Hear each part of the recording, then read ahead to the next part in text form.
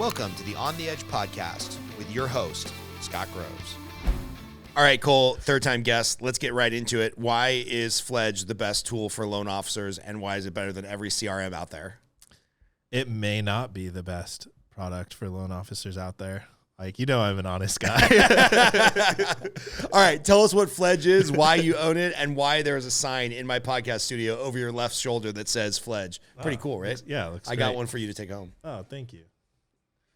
You know, when we talk to people, I tell them we built the perfect product for me and my process. And if it works for their process, then great. If it doesn't, that's okay too. Like, I know people really like to sell the sizzle and all these crazy promises. But for me, I'm just like, hey, like, this is a product built out based off of my process, how I do loans. And if it works for them, fantastic. If it doesn't, that's totally fine. Like, I'm not so arrogant as to believe that we've created a perfect product, like what you're saying. Like, I'm not so arrogant to believe it doesn't exist. But I have created a perfect product for me. And hopefully it's a good product for other people too. So tell us what it is you've built. So what is Fledge? So we're still trying to figure out what Fledge is.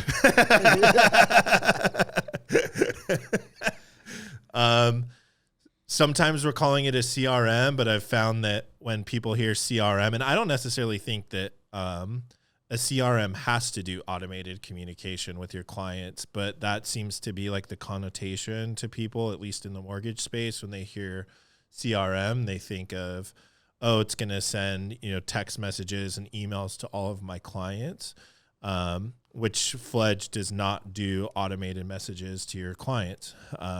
What it does is it manages your leads and tells you when you should be reaching out. But the automated stuff, Fledge will, never have, at least when it comes to reaching out to clients. Like, I believe that you as the loan officer are the number one lead conversion tool, quote unquote tool, that there is in the process. Like, there's such a heavy push for AI and automation. And I do think that there's a place for that. But as this happens more and more, like, I know for me as a consumer, I'm just getting more and more frustrated when, like, I call and I want to talk to a human being and it's some kind of automated messaging system. Even if it seems like it's a human, I know with AI, as it gets more and more like advanced, like, you'll understand or know less and less that you're talking to a computer. And it'll be really interesting to see, like, what kind of standards and laws get put into place on disclosure with that kind of stuff. But in the meantime, for me, it's like I'm desiring human connection, not less of it.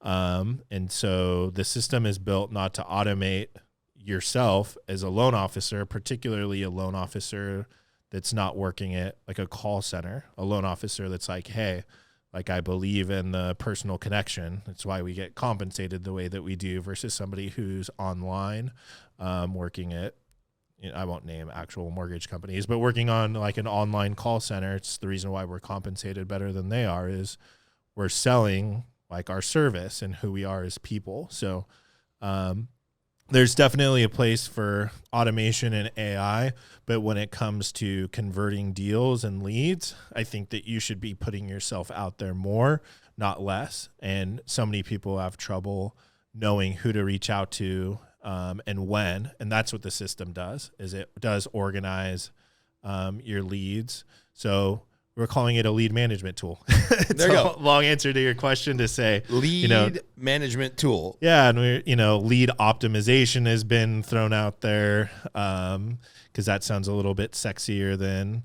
lead management. So yeah, lead optimization tool, something along those lines, but not a CRM, just because the connotation I think that so many people have when they hear CRM is they think, oh, it's going to reach out to my leads on my behalf, which it's not going to do.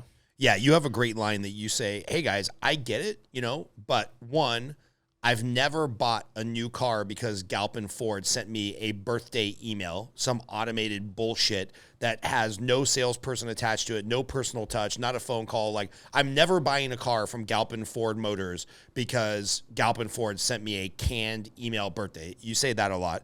And then you also say, hey, I get it. There's a place in this business for automation and efficiency behind the scenes for AI and clarity and all this cool stuff that's coming out that's going to make the process easier. But as far as communication with the realtors and the clients, you say frequently like, hey, if you want to automate yourself out of the business, you might just automate yourself out of the business. Yeah, I think the automation is great for like marketing kind of stuff, right? Like, hey, just like a billboard or, whatever it is. Like, marketing is one thing, but sales is another.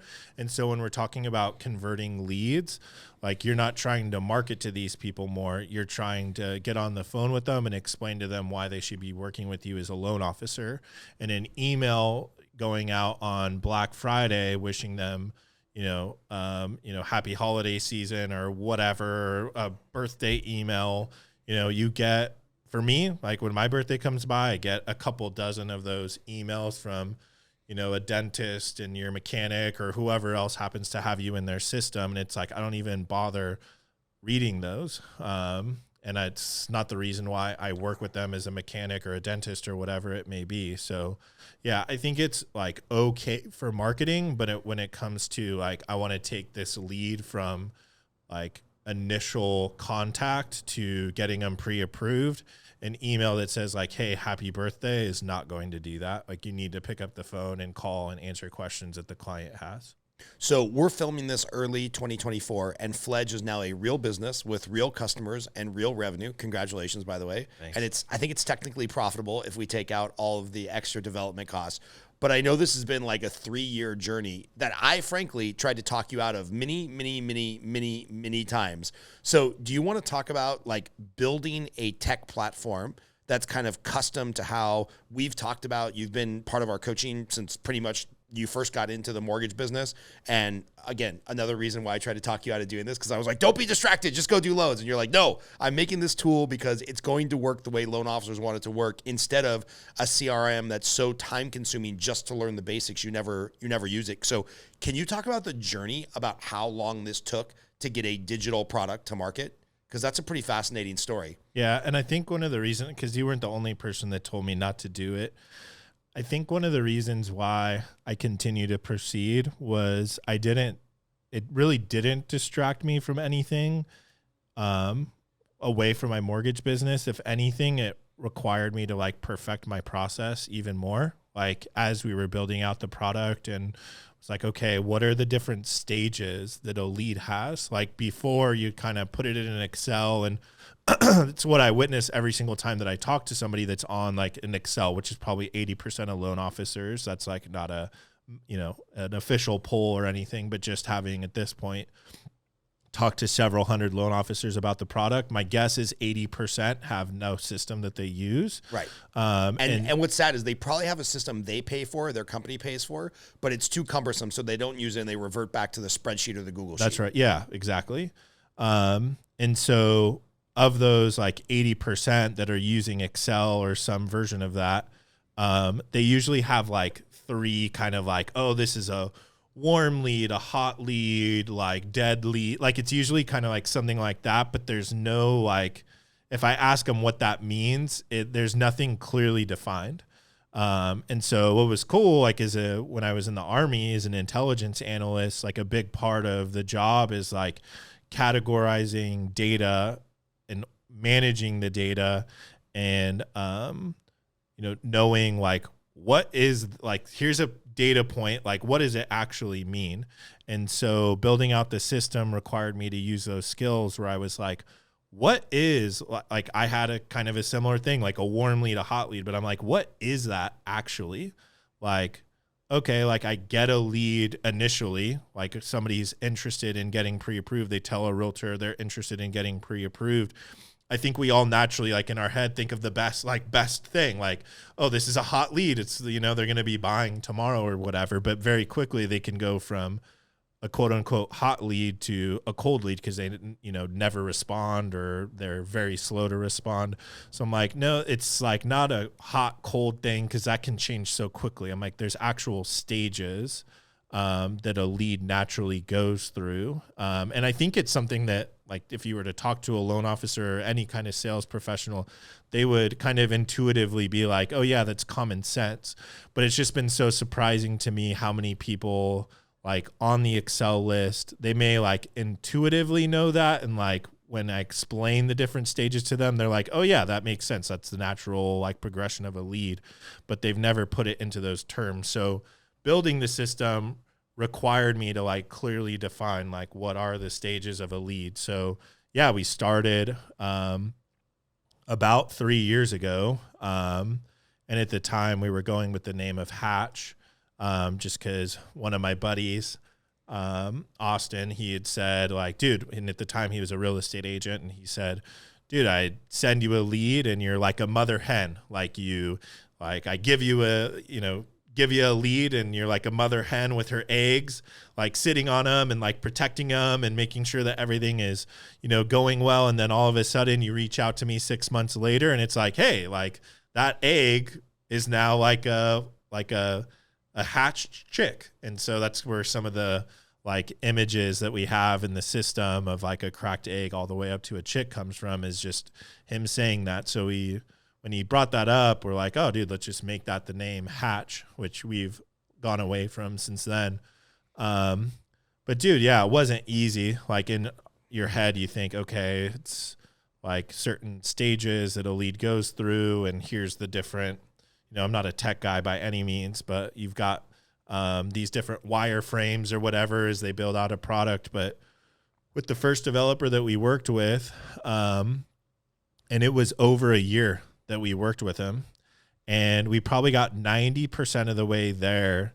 And then it was like a leak in plumbing. And it was like, we would point out 2 leaks in the pipes, and those 2 leaks would get plugged, and then 2 other leaks would come up when he pushed out the fix. And so, you talk about like the sunk cost fallacy or whatever it is. It's like at some point, you're like, man, I've put in so much time and a good chunk of change into this thing. Like, we just got to keep going. And we did that for a while until eventually we just had to like rip off the Band-Aid and kick it, because we just weren't ever getting to the finished product. So that was over a year. Wasn't it like closer to 2? It may have been I don't think about it too much, to be honest. I just remember a lot of times I would like drive past the, the Glendora Cigar Lounge where you and Austin, we hang out. You're like, yeah, we've got a developer call. And I'm like, you're still in development stage? And you're like, well, yeah, we fixed this leak, but that sprung another leak. And then we had to pay for this update and this upgrade. And I never got the feeling that you thought there was something nefarious going on. It was just like they way overpromised on the product they could deliver. It was a little bit of that, and the developer came to us through like a friend of a friend, and that person said, oh, this person owes me a favor. And so we did, like, to the developer's credit, like as far as my understanding is, we got like good, decent pricing on like what we were paying the developer for the product. And I think like you get what you pay for. And it's like, right. I think the developer at one point just kind of looked at us as like, I'm making no money on this. It's like, he's probably looking at it the same way. 'Cause I've learned now that like when you say, oh, I want to talk to a developer, the person that's like the developer is not the actual developer. There's somebody that like kind of understands coding and knows just enough to like, they have human skills and also developer skills where they can kind of liaise between the actual developers. And this has just been my experience. I'm sure there's other people that, worked directly with their developer. But in my case, both times, you have somebody that like is the developer, but they're not actually the developer. They're taking your idea to an actual developer, and then that person is building out the product. So I think for him, at some point, he's like, I'm making no money on this. Like, I go back to the developer and they push out a fix, and then I think that we're done, and then we're not. And he's just like, at some point, just decided, you know what, like, I'm going to not reply to their emails as quickly as I used to, and decide like, oh, now we're going to charge you extra money for this thing that, wasn't originally going to be a charge for, and like basically made it where we didn't have a choice but to kind of move on. So. And so this is where I kind of get involved in the story is like, again, I was a big hater, just trying to look out for you as my friend and a coaching client. I'm like, God, man, how many hours are you sinking into this thing to chase this dream of like owning a tech company? And I had not heard you articulate it that way, where you're like, hey, man, designing the system's actually making me a better loan officer because I'm having to put down in writing the things that I already know in my head. And like when you go through Fledge and the stages, it does feel very thought out, where it's like, hey, we have a lead that needs contact, meaning we've never talked to him before. Well, now we've sent out the needs list, so we know those are the people we have to follow up and do it daily to get the application, to get the paperwork back in. It's very intuitive. So the amount of cigars you smoked and time you thought about putting this thing together, it worked out really well. And about 2 years in, I had seen what was the 90% finished product, and I'm like, oh, this is rad. You were even using it at one point, weren't you? Yeah. I was using like the beta test of the old developer version, and I'm like, oh, this is super rad, and I'm really dating myself here using the word rad.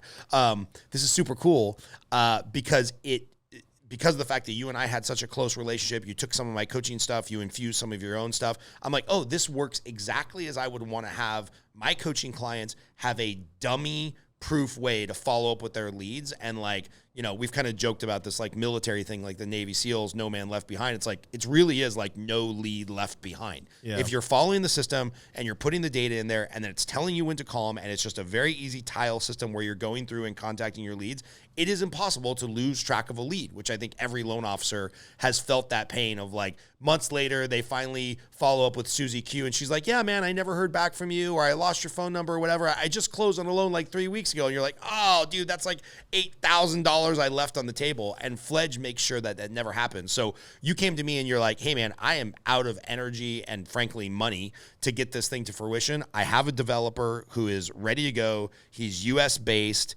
He's a friend of mine from high school, which I was a little scared of. And for 25 grand, like, we'll basically give you equity in the company. We'll give you a payout. And like, I need your money to get us to the finish line because like, I just don't have the energy to like invest any more money in this. And I was like, yes, let's go. Cause the system is awesome, which is a big change from 2 years earlier when I'm like, you are an effing idiot for trying to do this. Yeah. So tell us about finding the new developer and why that was such a better working relationship. You can use him by name, but like shout out to him because he really delivered on the way that he said he was going to deliver. Yeah, he did.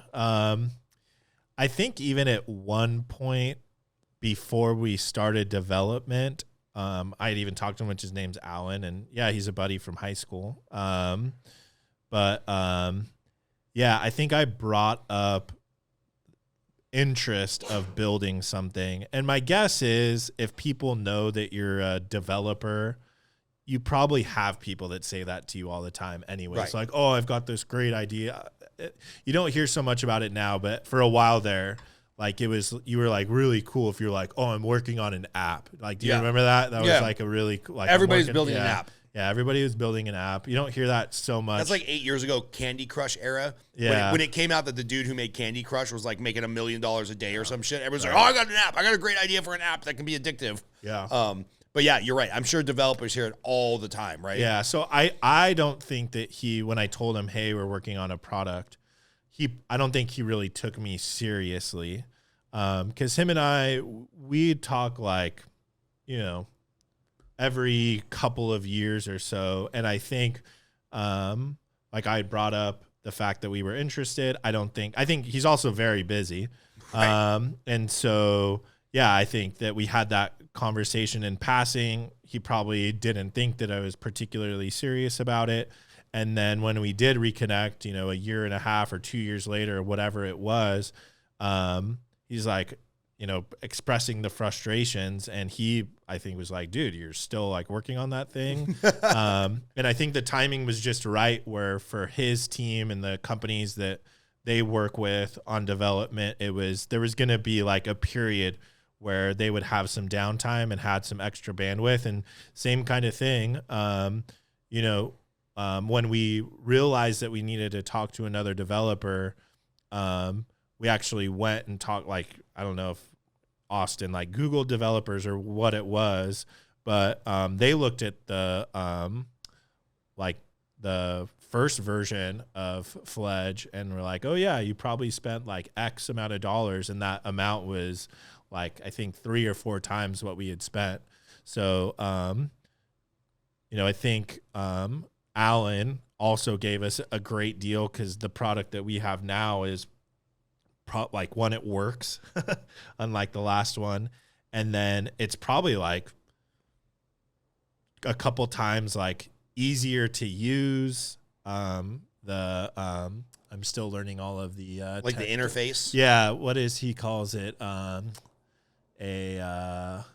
UX. Yeah, user experience. Yeah, something like that. I don't know.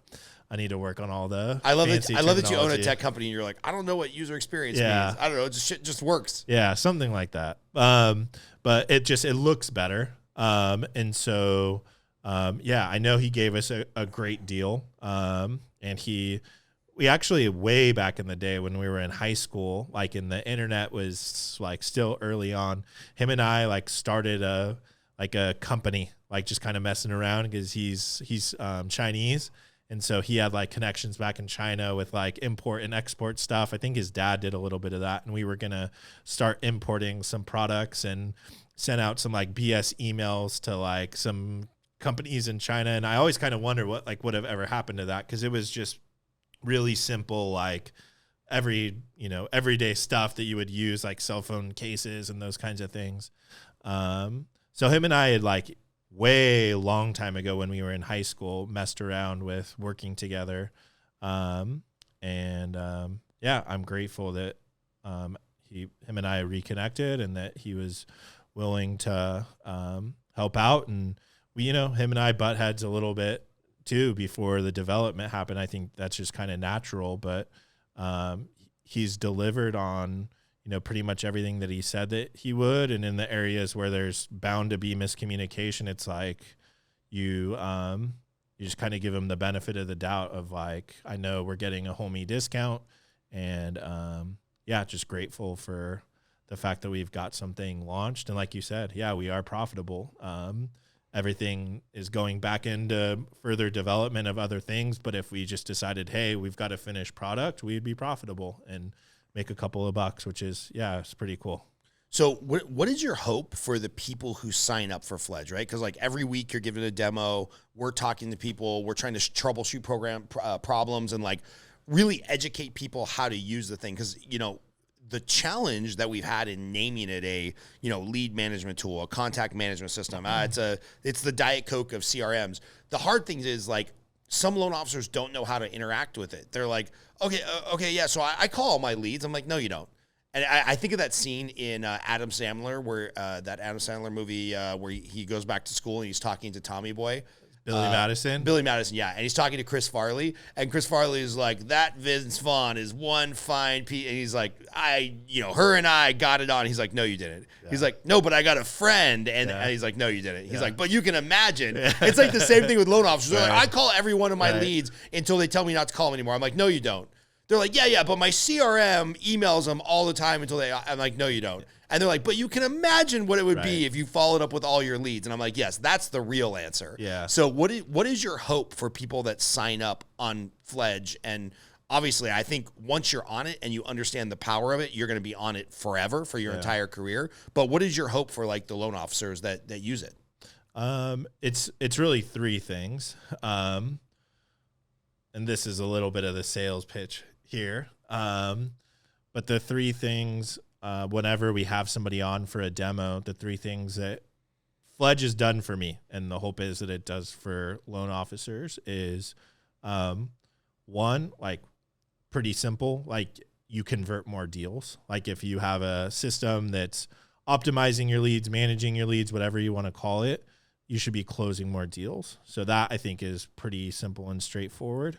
The second that I, really started to realize probably 2 or 3 years ago, was that by utilizing the system, your lead follow-up becomes its own form of lead generation. as you can tell, I don't have the, same sizzle that Scott does when he gets behind a camera. I've never been, well, I used to be, but it's been a long time since I've been the guy that like just comes in and is like, super energetic about stuff. It's just not particularly in my DNA. And so when I would call realtors, I would have a really hard time calling them, and, different coaching programs, call the realtors on Monday and ask them like, hey, did you work or did you play? It's like some people can pretend that they care. Like I cannot pretend that I care. Wait, you don't care if your realtor had a nice weekend off or if they worked an open house? Like some of them I do. And those are like my buddies that I can just call up and be like, hey, what's up, dude? And I'm just like genuinely interested in their life. Right. But like, many were not. Yeah, many. It's a business relationship, and I don't think there's anything wrong with saying that. Like, you're not supposed to be best friends with everybody that you work with. Like, right. That's not what business is about. And so, yeah, I think the hey, did you work or did you play calls for some people are like really difficult. And so for me, I'm like, hey, this is so much easier if I can reach out on, it doesn't have to be Monday, whatever day of the week that it is, and say like, hey, Scott, remember Chris DeRosa, who you referred me 6 months ago and he never picked up the phone? Well, guess what? Like, he was on my follow-up in Fledge today, and he's now interested in getting pre-approved. I just got off the phone with him. He said, yeah, send me the needs list. I just got a new job, and I've been meaning to reach out, and I just haven't had the time to do it. Yeah. Or I lost your number. I forgot which realtor introduced me to you because when I was hot and bothered about buying a house, I even forgot which realtor connected us or whatever. That's right. So the phone call that I make to the real estate agent is, hey, remember that person? And they usually don't. Yeah, they don't remember a lead from 6 months ago. Yeah, they usually don't. But even if they do, it's like, oh yeah, like I don't have a CRM myself as a real estate agent. Like, what's going on? And I can tell them, well, they're now working on getting pre-approved. Do you have anybody else that I can call, since you know that I'm the best at follow-up? And if there's any chance of a lead ever converting into a closed deal, like, it's going to close with me. So that's the second thing. The first thing is you're going to convert more leads. The second is your lead follow-up becomes its own form of lead generation. And then the third one, one thing that I've learned in like the development is you get so many different opinions from all kinds of different people. And for me, it's really tough. Even when I went and met with Dave, one of the questions that I asked him was like, dude, you probably have people that you really respect that give you like polar opposite advice. Like, how do you decide which piece of advice that you're going to follow through with? And he's like, you're never going to know for sure. And some of it, you just go with your gut. And this is, for me, like kind of becoming like my own person, kind of stepping into like, yeah, you listen to advice, but like you're a big boy and like you can make your own decisions. Like, it doesn't need to be based off of what somebody else is telling you. And so, so this third thing, I've been told by some people, like, dude, you should take that out of your demo. Like, it's cheesy. People want like some concrete, like, yeah, it's going to convert and yeah, it's going to like do these things. But like, I really believe it. Like, here we are at your, at your place, the conference, talking with different loan officers. And like, there's a lot of pain for these loan officers and like the work that they do and just what we deal with in our job. And we're fortunate to have the job that we have, but it is a really tough job. And I know it. And so like, I feel a connection with the users of the product. And I don't necessarily think that everybody who's built a tool for loan officers like empathizes with them the way that I do. Like, for me, like the third thing is the one that I care about the most, which is like, get your life back. Like Fledge will help get your life back. Like, you're married or you have a girlfriend or you have a boyfriend or a husband or you have children or you just want to get back to like riding your bike, like just enjoying life. This business can take so much from you if you let it. And yeah, so Fledge for me is a tool that if used correctly, like it will give loan officers their life back because they will know who they're supposed to talk to, when they're supposed to talk to them, what most recently happened and how to follow up with them. And so that lead's not going to be reaching out to them because they've been following up so insanely well. And then that real estate agent who, like, God bless them, like, this is how I make my income, but they have totally different hours, you know, and they could be like 8 o'clock at night. You know, I feel there's been times early on in my business that I'm like, I have to be a night owl and an early bird, because some top producing real estate agents are like night owls and some top producing agents are early birds. And so it's like, I got to be working at midnight when that top producer's working at midnight, and I've got to be the early bird when that early bird's working at 4 a.m. It's like, there's no time for me.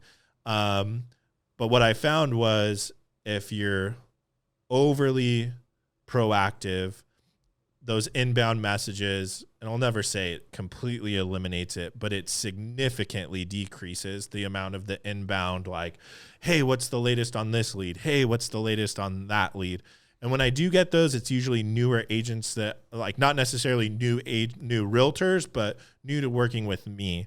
And it only takes, you know, a few of those times, because they're used to that habit of like, oh, I've got to stay on top of this loan officer because loan officers don't call the leads that I send. But like, after that happening a few times, like, yeah, you know, giving them a reminder. Yeah, remember to talk to Susie, and you were copied on this text message to Susie, and Susie replied back and said, you know, give me until January 25th. So like, I have Susie set for follow up on January 25th. Oh yeah, that's right, Cole. Yeah, you know, my bad. Yeah, great. And I'll let you know if anything happens before that. Like, I have so much more peace of mind. And to be frank, like, the past year, like, I really haven't done, besides the lead follow up, like a ton of like outbound stuff, because I've just been enjoying like being able to work when I work and not have like my schedule dictated to me by other people. Like, still, you know, you get a weekend, hey, we got to get an updated pre-approval letter or whatever it may be. But like, this job is significantly more enjoyable since implementing that kind of system. Yeah. Yeah, I love everything you said there. And, you know, one of the things we talk about is like, everybody knows intuitively, even if they don't want to admit it to themselves, because it's a shortcoming of us as loan officers. Everybody knows the headaches that we have as loan officers, whether it's a deal going sideways or a realtor blowing you up on a Saturday or Sunday to get an update on a file. It's almost exclusively because there wasn't good communication. Yeah. You know, almost exclusively. Yeah. It's like, I didn't update them about what's going on with the lead. I didn't update them about what's going on with the client. And then, yeah, rightfully so. Like, this is their little golden egg that's going to produce a $10, $20, $30, $40,000 commission. They want to know that we, as the loan officer, their partner, is following up. And when we don't do that, it's frustrating. And, you know, I've been thinking about my business as I'm using Fledge more and more. It's like, I've got 24 years of doing this. I feel very old now. 24 years of doing this.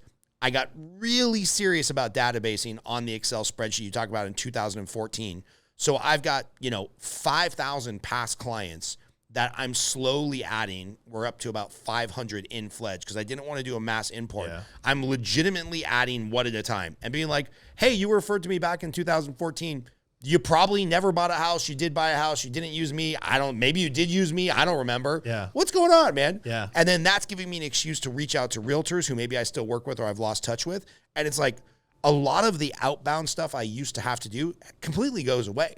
And kind of to show off to the coaching clients that we have here, I just did about an hour and a half of calls yesterday in front of everybody. Like, this is how we're following up. And one of the guys, Mike's, he said, man, you really encourage me, Scott, because you're not doing anything special. You're just calling, you're putting them in Fledge, you're updating the realtor. And sure enough, in the last 24 hours, we got 2 at-bats, one from my buddy Keely, who refers me some business. I love her to death. But sometimes, like, when you're not, you know, you're out of sight, you're out of mind.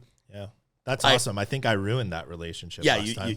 You did, but that's okay. Yeah, for those of you that don't know what we're talking about, I handed off a VA loan to Cole to do for Keely and her mom, Tracy, and it didn't go so well, and they stopped working with me for a little while. But we've got her back. It's fine. But the thing is, I updated her on a lead from months ago just to see if we could get a status update, because the client did, in fact, say, hey, follow up with me after the first of the year. She was appreciative of that. A lead came in today that I've got a buyer's consult with for $1 million purchase.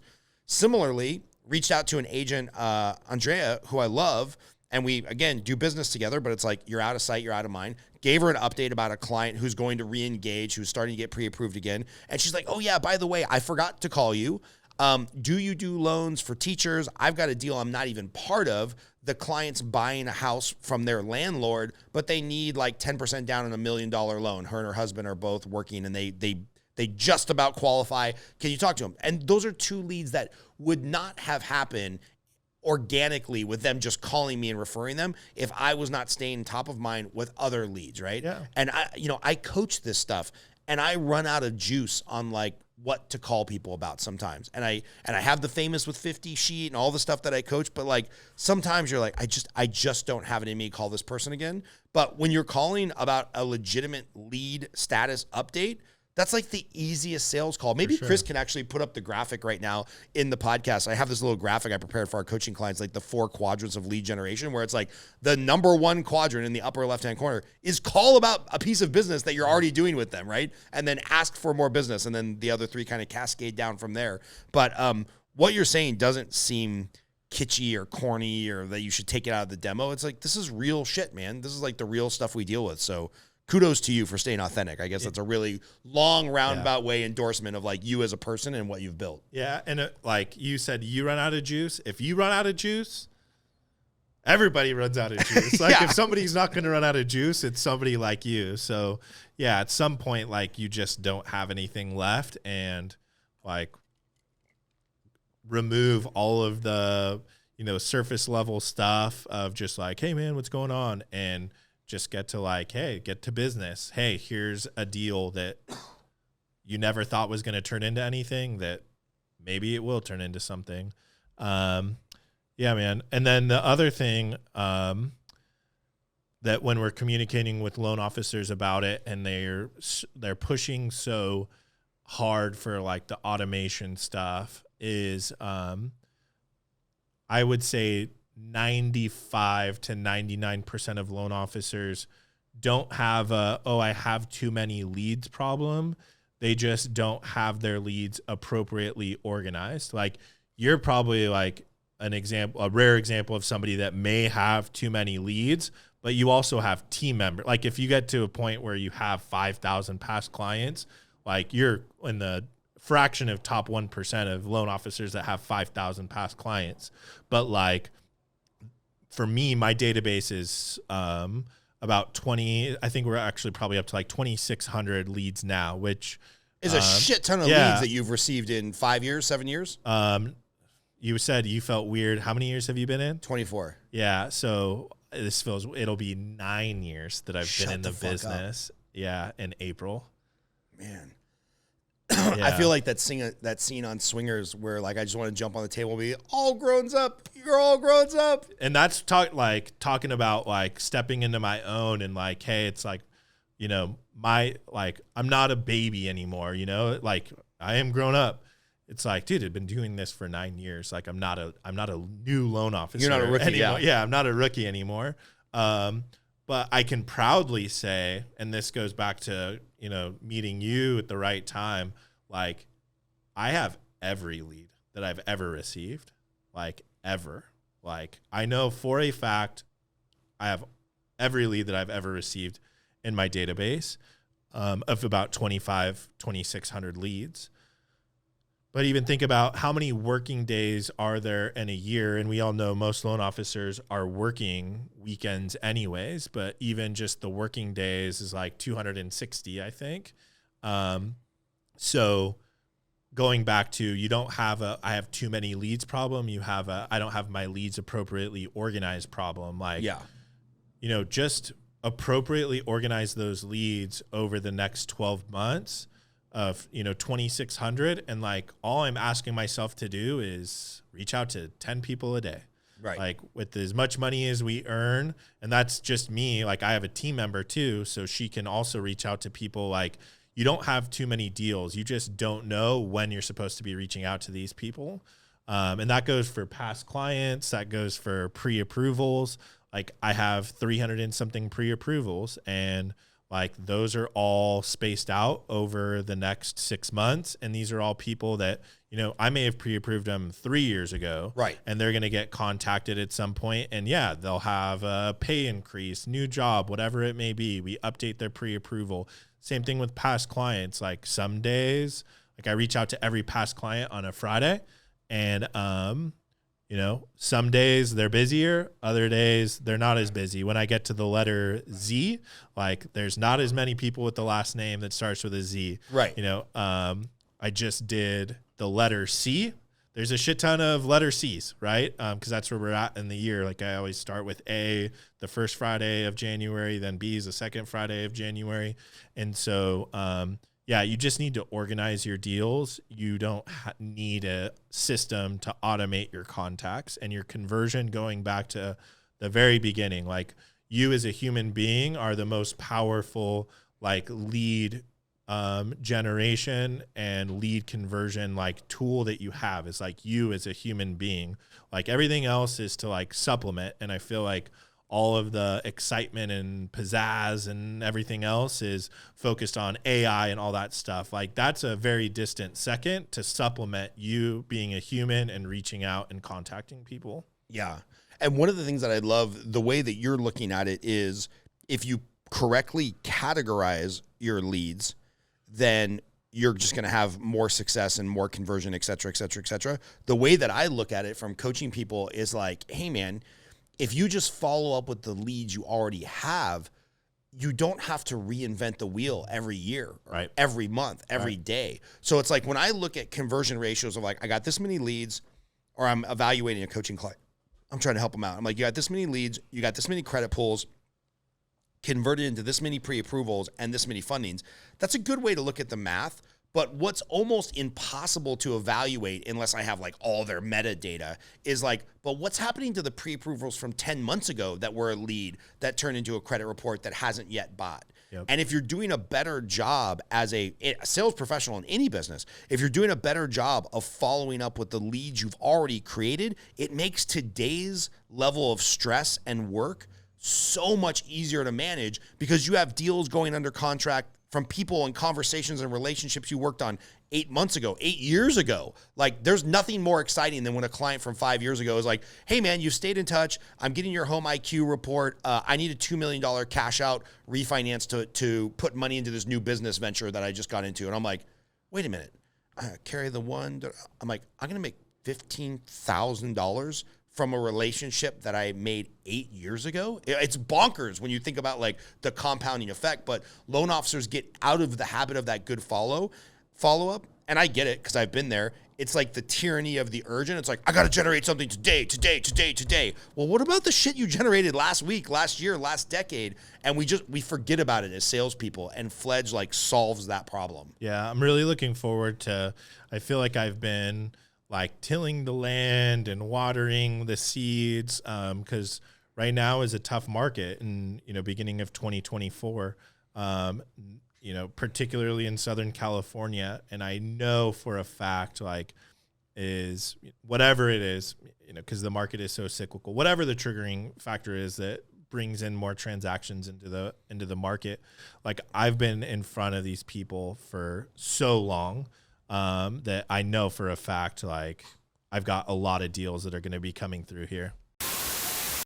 Hey, this quick interruption is brought to you by me, Scott Groves, the host of the On the Edge podcast. This podcast is brought to you by me. I'm a loan officer who can help you with a mortgage in all 50 states across the United States.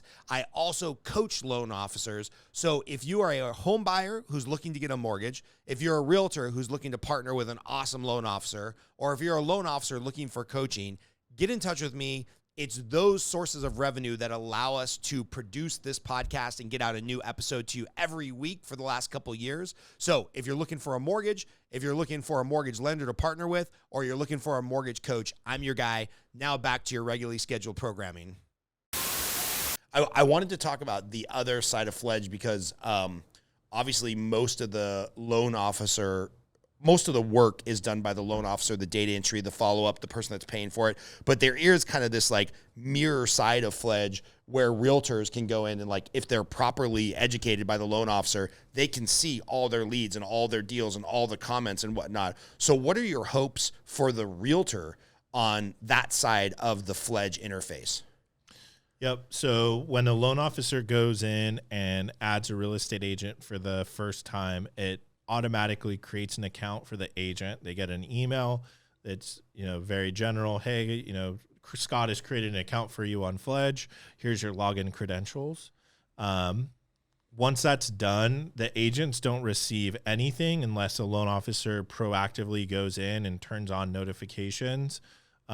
What's cool about the system is, although we don't believe in automation to your leads and converting leads, there is room for some automation for communication with the real estate agents. Like the real estate agents that know us and trust us and know that we're getting shit done, they don't necessarily need a phone call every single time, right? Like you're a human, you can kind of get a vibe and feel for like, hey, where's my relationship with this real estate agent? I don't need to call up Chris Cervantes and give him a status update every single time because I know he's my boy and like I'm getting his deals. But you can use it for like reaching out to somebody who you haven't had as close of a relationship with. So for agents that you do turn on notifications on, and you can do a toggle on for text and email. You could do for one or the other or neither, and by default, they don't get anything because we don't want agents just randomly getting texts and emails from the system. But if they're turned on, they'll get status updates as they progress through the pre-approval process or don't. And then also we'll get status updates as you put in notes into the system. But going back to that account creation is a real estate agent can log into the account that you as a loan officer created for them, and they actually see exactly what you do as a loan officer. It's just their leads. So like Fledge has a filtering system where you can sort by real estate agent. If I go in and sort for Chris Cervantes, he logs into the system. He sees exactly what I see, all the notes, the follow update, the status. They have a read-only version, meaning they can't change the status of leads, nor can they change the next action date on leads, but they can go in and they can add a note. So if it just so happens that they've had a conversation with a lead that they feel like is relevant, they can go in and add a note. But really what my hope is, and this will be really my next push this year with real estate agents, is they know they can just send me their leads. And because I know realtors are similar to loan officers and that the majority of them don't have a CRM, like my goal is they just know they send me all of their deals. And if they ever want to know what's going on with their leads and it's 2:00 in the morning, they can just log into Fledge and they can see all 100 leads or whatever it is that they've sent me and know exactly when I followed up. They know exactly when I'm going to follow up again. They know exactly when or what the status is of the lead. Like my hope and dream for the real estate agents that work with loan officers that use Fledge is that if they're working with a Fledge loan officer, they know they can just go into the system, log in, and see everything that's going on with their leads and know that that loan officer is, in their market, the best loan officer for follow-up, and they don't need to work with anybody else. And why would they want to? They have a system that they can log into and know exactly what's going on with every single lead. Yeah. Like all the other stuff that, loan officers try to sell realtors on and do TikTok videos and all of this stuff, like, going back to like, that's just not me. That's like not who I am. Wait, you're not going to do dancing bear stuff to try to attract realtors? I'm not going to do dancing bear stuff. But if I'm a real estate agent, would I rather, and sometimes it's like a hard pill to swallow too, is like, I know that those like videos make them feel good. But would you rather work with a loan officer that's like going to make you feel good because they dance with you and they do videos with you and they give you gifts that are $20 or $100, whatever it is? They're not supposed to be giving you gifts of $100, but even if they do, would you rather work with a loan officer that does that? Or would you rather work with a loan officer that puts another deal in your pocket? Or maybe it's another 3 deals. Maybe it's another 6 deals. Like I would rather, if I'm an agent, I would rather work with a loan officer that like maybe doesn't necessarily make me feel great, but like puts another deal or 6 into my transaction count for the year. Like then you could dance as much as you want, and you can buy yourself as many gifts as you want, because we're talking about tens, if not hundreds of thousands of dollars, depending in the market, simply because the conversion is significantly higher by working with somebody that does good follow-up. Yeah. So, and I know like that for me, like there's nobody's perfect. Like I know that's like an area in my business that I could improve. Like even like one of my closest buddies who I know only sends me deals. Like he has this one guy who sent him like Flight of the Conchords, like some like really fancy like thing when he first got in, and he's like, dude, this guy gave me this thing. It's like probably $150 gift. It's like at some point I feel like I got to send him a deal. Like it does create that like feeling like, dude, I got to send him something. Yeah. There's that reciprocity thing. Yeah. But it's like a little bit harder for him to know, like, bro, I know you suck at follow up. And like, I know for a fact, and like, since we've been working with each other over the past 4 years, I know for a fact there's like probably 6 to 8 deals that you closed because of my follow up that these clients would have completely gone by the wayside because you don't follow up with them. Right. But that's a harder conversation to have. And the hope is, they just kind of get to that realization over time. But yeah, I mean, that may be an area where I could improve, is just doing a better job of articulating that value to the realtors. Like, hey, I'm not going to dance on TikTok. I'm not going to give you gifts. Like, it just doesn't feel like the right way to do business. But like, if you send me a deal and there's any chance of that deal closing, it's going to close with me. Like, I'd rather just close a deal for you than give you a cheesy gift. Right. Yeah, it's interesting because, so much of business and sales and it's just fear driven, right? It's like we have insecurities about what we're doing in our business. And when some loan officer comes around and is like, hey, I do this great post-closing gift and we're going to do a TikTok live and blah, blah, blah, blah, blah. There's like this insecurity of like, maybe they don't feel good on camera. Maybe they're bad at post-closing follow-up. And it's like, no.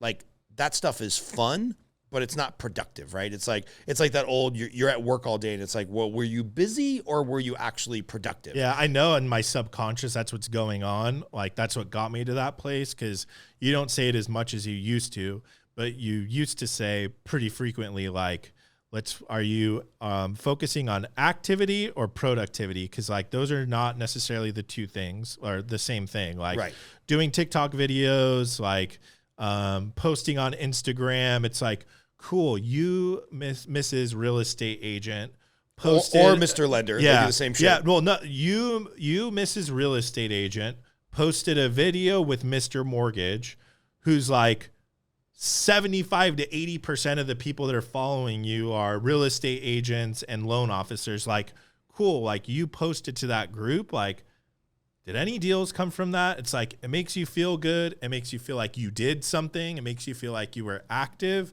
But like, was that really productive? Like, with the time that you took to edit the video and do those kinds of things, could you have like gone into Fledge and see your past clients and made some calls to past clients and asked about getting together with them to talk about the real estate market and like, hey, here's how much equity you've got in your house. Like it to me, and it can be both, right? Like doing videos and those kinds of things is great, but like the real value and where I think you're going to see the most pickup in your business is like productive activities, not activity for activity's sake. Yeah, no, it's so true. And the most aggressive things that I've been hit up for, I'm just thinking in my long career here, is like $2,000 for Commissions Inc., which I did a whole 3-page dissertation on why that wouldn't work for me and why I didn't think it would work for the realtor. Didn't work for the realtor. Yeah. That was $2,000 a month. And then like co-sponsoring Zillow, because, the number one thing, and this is in Gary Keller's book, The Millionaire Real Estate Agent, he writes in there something, and I'm going to butcher the quote, but he's like, your number one job as a realtor is to lead generate. Your number 2 job is to lead generate. Your number 3 job is to lead generate. And somewhere way down the list is like negotiate contracts and do listing appointments, because you're never going to get there unless you have leads. And so there's a ton of companies, like we'll just pick on Zillow, where Zillow like buys the data from the NMLS, which the realtors are paying for, synthesizes the data online, creates leads, and then sells that data back to the realtors. It's like the most egregious thing that I can imagine. I mean, it's like worse than a mob shakedown. At least with the mob, you're getting some protection. Yeah. But they resell these leads. And I remember there was a year that I looked I was like really bored. And so I jumped on one of the Zillow quarterly calls because I'm a nerd and that's what I do. And they were super proud that they were toting that, like, this might have been 2021, 2020. They were like, we sold 100 million leads to realtors. We're changing the way that business is done. And I looked it up and I'm like, 5.1 million houses sold in that same year. So it's like, even if you consider both houses have like two sides of the transaction, just Zillow is selling 10 leads for every closed side of a transaction, 20 leads per closed deal, right? If you're trying to find buyers pretty much Zillow only gives you buyers. So there's 20 buyers being sold for every one closed deal. And then you throw in Commissions Inc. and Yalopo and Lead Pops. And there's probably 200 leads being sold for every one lead that closes. I believe and it's that, like, yeah. oh, you want to team up on that and have to talk to 200 people to close one deal? Or how about you just give me the leads of the people you meet in your neighborhood? I'll use Fledge to follow up with them diligently until the deal closes. And that's worth infinitely more than the $1,600 I'm paying for some bullshit lead generation service. They're like, well, I closed 2 leads from there last year. I'm like, yeah, but you had to talk to 400 people. I mean, it's bonkers to me. Yeah, I've even experienced that a little bit on my own, like doing Facebook marketing and leads. Like it was only a couple months ago. I always want to just try different things, right? Like you are a tech company owner now, so you got to try different tech things. Yeah, try different stuff. And I shot a video. It was posted on Facebook, and my buddy's like a guru when it comes to social media marketing. And we got 100 leads, and then I turned them off, and I'm like, dude, I'm just gonna like follow up with these 100 leads that I have, and these are people that like, the messaging on the video was very specific, so I knew I was getting a particular type of buyer. But and it wasn't like a trick, like, hey, get a house, find out what Mark Wahlberg's house is like. Right. You were actually saying, I want to talk to people who are thinking about buying a loan with this or buying a house with this particular loan product. Right. Yeah, exactly. So like they're self-selecting in, and it like blew my mind the number of people that when I called were like, what?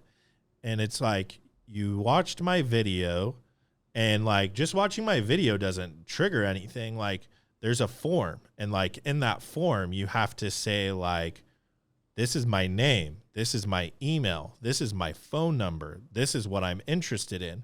Like, you filled out the form, and like now I'm like the asshole for calling you and being like, and this is like an hour later, you're calling them. Yeah, and it's like, if you're interested, like fill out the form below. Otherwise, like have a nice day. And it's like you filled out. It blows my mind. Like the people are weird. Like, I just wonder, like, what is that? Like, that's totally off subject, but like in my head, I'm like, who watches a video that says like, if you're interested, give me your info. They put in their info. And then when somebody reaches out, they're like, what are you calling for? It's so bizarre to me. And how many of those 100 leads converted to pre-approvals?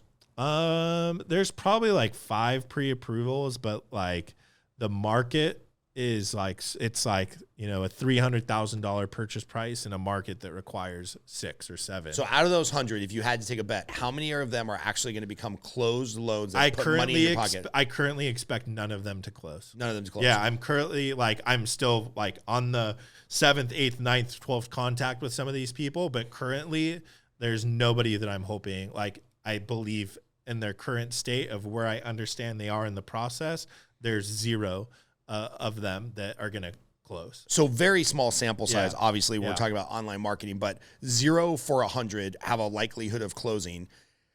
And how much time do you suppose filming the video, creating the ad, generating the money to spend the money on the ad, the follow-up that you're doing, how many hours do you think you're into this? I mean, obviously it has an infinite negative return because you've made no money on it yet. Right. But how many hours to generate the money that you spent on the ad, plus filming the ad, plus, calling in a bro favor to have them set up the ad set, the follow-up on those 100 clients, because I know you're doing the Fledge thing and you're following up 7 or 8 times before you give up, the 4 people who got pre-approved that you had to do a buyer consult with that are never going to buy a house because they're a $300,000 buyer in an $800,000 market. How much time investment do you think you're in on just this 100 leads to find out there's $0 at the end of the rainbow? Probably somewhere around 20 hours. Yeah. I would guess it's at least double that because I know how good you are at following up. Yeah. I mean, the calls are quick because they're going to voicemail. I'm not having long conversations with these people. I'm leaving a voicemail. Maybe if I was talking to, a lot of them, it would be more hours. So Yeah, I mean, I don't have that kind of marketing perfected by any means. You know, the realtor that I teamed up with on this stuff, because I brought him in because he actually gets a lot of leads from Zillow. So I know that he has like a really good follow-up process and knows how to talk to online leads. But him and I talked, and it's like they kind of categorize leads into 3 different stages. And so obviously for us, like as loan officers and realtors, when we get a lead, we want him to be in like the buying stage. Like, I want to get pre-approved. I want to buy a house. He's like, but the majority of those online leads, the reality is they're either in like a dreaming phase or like an exploratory phase. And he said the dreaming phase is just like, they may know like they can't buy a house. Like they're in college, but they just kind of like the idea of buying a house, which like, hey, like who I once dreamt of buying a house too. Or they're like in the early exploratory phases of like, hey, I'm just trying to get like information. He's like, it's a very small percentage of people when they like fill out a form online that they're like, no, I want to get pre-approved and buy a house. So he did tell me like, hey, expect like the cycle of these leads to take longer. So like, you know, who knows? But here we are 2 months later, and it's like, I could tell you definitively every single one of them has been like called or text like at least half a dozen times, and most of them more than that. And I have like zero hopes of any of them closing like in the immediate future. But who knows? Like I will stay in front of them, and who knows? Maybe in 6 months or a year, or whatever, these deals start converting because they go from dreaming stage to, you know, ready to get buying. Like I don't know, but I'm interested to like take that sample size. I was much more hopeful though, because I had done this before, like in 2016, and you know, didn't Same have results. Yeah, right? I did close a couple, but you know, different market, right? It's much easier to buy a house in 2016. You know, those were $300,000 pre-approvals that could buy houses, Right. And right. now, you know, they can't do that now. So yeah, I was like, oh, maybe it was just my lack of follow-up skills. So I was really hopeful. I'm like, I think I asked him, hey, what does Zillow consider a good conversion? And I want to say he said it was like 2 or 3% is the goal. Like of the leads that come through, Zillow's hoping for 2 or 3% of them to close. There's just no way. Yeah. There's no way. There's 0% chance as a realtor, as a lender, as a car salesman, as a widget seller. Yeah. There's no way I'm going to talk to 100 people to close 2 deals. Yeah. Like maybe if we were closing 747 jets and the commission was $3 million instead of $3,000. Right. All right, cool. Yeah. I'll take 100 at bats. But the idea of talking to 100 people to close 2 deals, deal is just crazy to me. Yeah. Huh? Yes, and I got to get out of here in a minute because I got a buyer's consult at 3. All right, cool. So let's finish up the show. I've already asked you what your favorite movie is because you've been on the podcast before. I'm going to ask you favorite tool that you use in the mortgage industry or in your personal space or on your cell phone that's not Fledge. So we'll ask you a techie question now that you are a tech company owner. So your favorite tool or your favorite thing that you spend money on that's not Fledge.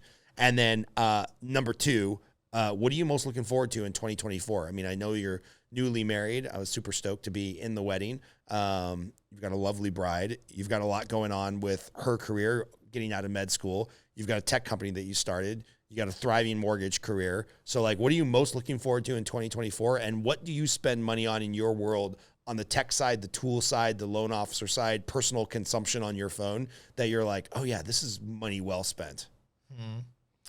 Damn, that's interesting. I don't know if this correctly answers your question. It's what I spend a little bit of money on for leisure is on TikTok. You can subscribe to TikTok creators.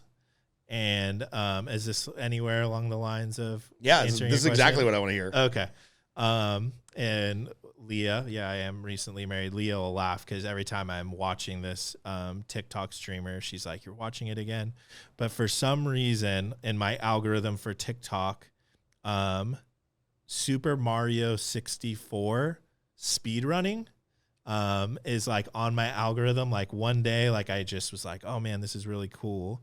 And there's one streamer on TikTok that I like. I was watching him so many times. At some point, I was like, dude, like this guy is like, what are you talking about? This guy's providing me entertainment, and I feel like I should give him. It's like $7 a month to subscribe to him. But what are you What are you talking about, Mario? Did you ever have a Nintendo 64? No. Okay.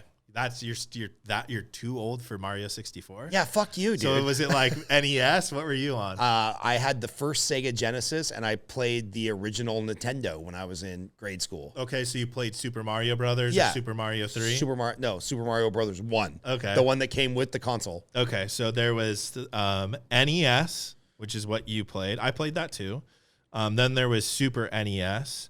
And then when Nintendo 64 came out, the banner Mario game was called Super Mario 64. And I loved that game. I was in like 5th grade when Super Mario 64 came out, and I was never good because I was like too young to be great. But I loved that game. And randomly one day, the algorithm must have known somehow, some way that like I liked Super Mario 64. And there was somebody like on TikTok, you can stream playing video games. Okay. Does that conceptually make sense? Yes. My son watches some people on Twitch play video games. Which blows my mind, but whatever. Okay, so he was streaming on TikTok, and so you can watch him playing Super Mario 64, and he was like really good, like really, really good. And he just kept coming up in my algorithm. Like whenever he would stream. When you said speed walking or speed running. So he's just trying to finish the game as fast as possible. Yeah, so there's different categories. So Super Mario 64, there's 120 stars that you can collect. And there's different categories. So there's like a 0-star category, 1-star category, 16-star category, 70-star category, and then 120-star category. And this guy's name's Tyler Quack. Tyler Quack does 120 star speed running. So the goal is to get through and collect all 120 stars in the game as quickly as possible. And like it's database. Like there's people like playing Super Mario 64, which has got to be over 20 years old now. Like there are still people that speed run Super Mario 64. In fact, there was like they have these strategies, like this is how you collect the star the fastest. Like last month, like this game's 20 years old. Last month, there was like this groundbreaking new strategy to collect this 1 star that takes like 2 or 3 minutes. They could collect it in like significantly less time, like 45 seconds. So even though the game's like 20 something years old, there's like this new strategy, and now there's like brand new world records. Like you could Google Super Mario 64 speedrunning and like click on 120 star, and you'll see that there's like all the records are from like the past month because of this. You are the most frugal person I know. Like legitimately the most frugal person I know. You're still driving your Hyundai Elantra that has like 200,000 miles. The transmission's about to blow out the bottom. You drove from here to LA in the Vegas heat of 115 with no air conditioning. You almost passed out from heat stroke because you refused to buy a new car. And you spend $84 a year watching somebody play a video game. Yeah, I could justify it easy because like I might be frugal, but like I see value. Like the way I see it, I'm like, dude, I could be going to a movie and spending $20.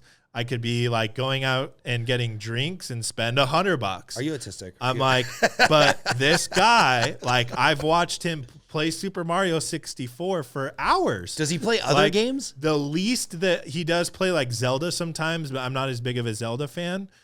Super Mario 64, like there's like a whole community around Super Mario 64 speedrunning, like thousands of people. Like it's not a huge community, but it's out there.